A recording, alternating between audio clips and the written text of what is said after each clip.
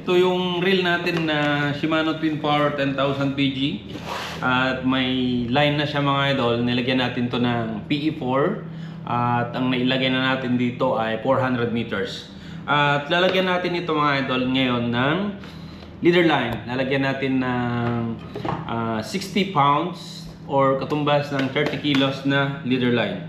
At ito nga pala yung ating overhead reel na Tesoro 12S o Kuma. At papalitan natin itong ating leader line kasi nagamit na natin to. At mas maganda kung maging bago yung ating leader line at yung ating FG nut. So gagamitin pala natin ditong nut na pag-connect sa ating main line at sa ating leader line ay FG nut mga idol. So paano mga idol? Maglagay na tayo ng FG nut or leader line dito sa ating mga fishing reel. So ito yung spinning reel natin mga idol. Ilagyan natin to ng leader line.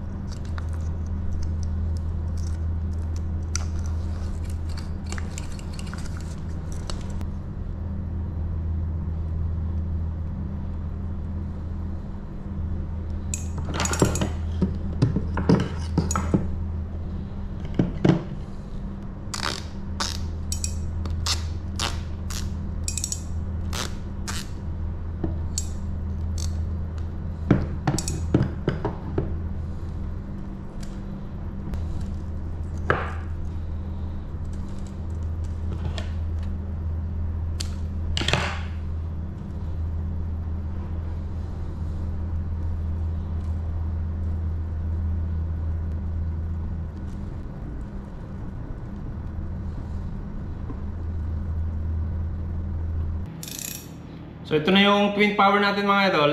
Nalagyan na natin ng leader line.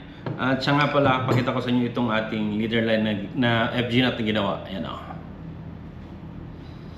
Tapos itong leader line, nilagyan natin ng 3 meters itong ating spinning reel mga idol na 10,000 PG.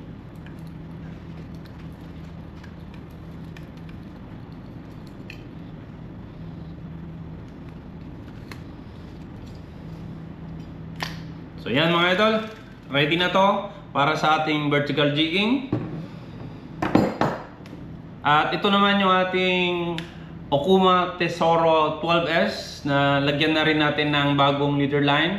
At ang leader line na nilagay natin dito ay kapareho nitong ating twin power na 60 pounds. At ito yung tinanggal natin mga idol na 50 pounds. At hindi natin ito itatapon mga idol. Magagamit pa natin ito sa ating medium heavy na setup. So yun lang mga idol. Thank you so much and God bless.